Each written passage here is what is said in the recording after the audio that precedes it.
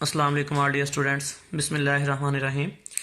इस लेक्चर में मैं आपको स्पैनिंग की सेकंड एग्जांपल समझाऊंगा। हमने इसमें भी किसको डिस्कस करना है, स्पैनिंग ऑफ वेक्टर स्पेस।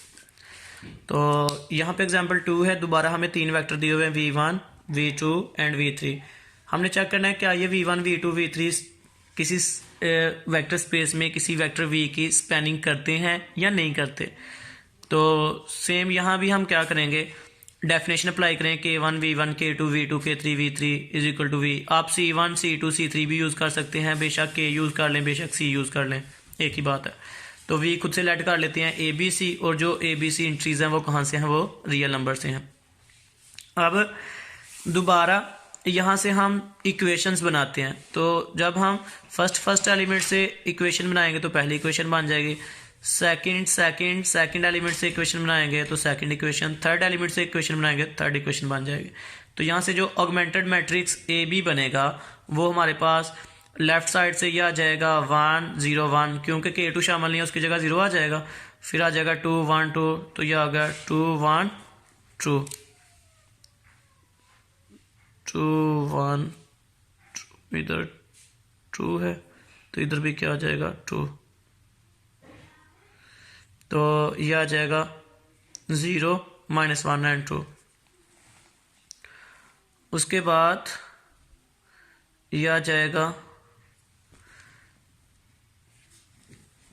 यहाँ पे इसको 1 के हिसाब से किया हुआ तो फिर 1 ही लिख लेते हैं।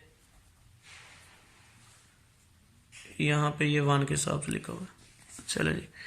तो यहाँ भी फिर 1 लिख लेते हैं। अब हमने क्या करना है, हमने इसको ऑगमेंटेड मैट्रिक्स को एचिलॉन फॉर्म में चेंज करना है। तो एचिलॉन फॉर्म में चेंज करने का वही मेथड है, लास्ट नंबर तो 0 ही है तो 1 के नीचे ये 0 बना लेते हैं। तो इसको बनाने के लिए r2 - 2 r1 बना लेंगे, तो यहाँ 0 हो जाएगा, बाकी आगे वैसे ही काम कर देंगे। उसके बाद हमारे पास ये मैट्रिक्स आ जाएगा 1 0 1 0 1 -1 0 0 1 a b - 2a c + b - 2a। तो हमने यहाँ भी 0 बना लिया। ये हमारे पास एचिलॉन फॉर्म की कंडीशन को फुलफिल कर रहा है। तो जब एचिलॉन फॉर्म में रिड्यूस हो जाए तो हम दोबारा यहाँ से बैक इक्वेशंस बना लेंगे। सबसे लास्ट पे इक्वेशन बनाएंगे तो यहाँ से k3 आ जाएगा और राइट साइड पे आ जाएगा c + b - 2a, यानी k3 का आंसर हमें मिल गया। k3 का आंसर आ गया जी, ये k3 का आंसर आ गया। अब यहाँ से इक्वेशन बनाएंगे तो वो आ जाएगी k2 - k3 is equal to b - 2a। तो यहाँ पे k3 की जगह ये वाली वैल्यू पुट कर देते हैं, तो k3 की ये वैल्यू इधर माइनस हो रही है, राइट साइड पे जाके प्लस हो जाएगी। तो ये पहले साइन चेंज कर दिया, फिर इसको राइट साइड पे भेज दिया, तो k3 का हमारे पास आंसर आ गया ये वाला। अब हमारे पास k3 का भी आंसर आ गया, k2 का भी आंसर आ गया। अब कौन सा रह गया k1, तो यहाँ से एक और इक्वेशन बना लेते हैं, k1 + k3 is equal to a। तो ये इक्वेशन आ गई k1 + k3 is equal to a। तो यहाँ पे k3 की दोबारा वैल्यू पुट करते हैं, उसको राइट साइड पे शिफ्ट करते हैं, तो k1 का भी आंसर आ जाएगा। तो ये लास्ट में हमारे पास आ गया 3a - b - c, ये आ गया k1 का आंसर।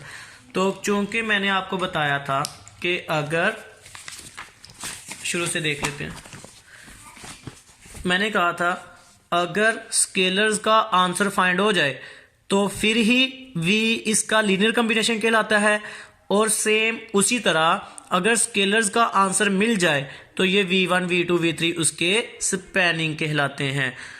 सारा का सारा काम इन्हीं स्केलर पर ही डिपेंड कर रहा है। अगर ये फाइंड हो जाए तो v इनका लीनियर कॉम्बिनेशन कहलाता है और ये उसके स्पैनिंग कहलाते हैं। तो चूंकि हमारे पास k1 k2 k3 का आंसर आ गया, इस वजह से हम कह सकते हैं कि हमारे पास v1 v2 v3 spanning set है किसके, v के। तो हमने दोनों तरह के एग्जाम्पल कर लिए, एक वो जिसमें स्पैनिंग सेट नहीं होते और दूसरी वो जिसमें v1 v2 v3 spanning set बन जाते हैं।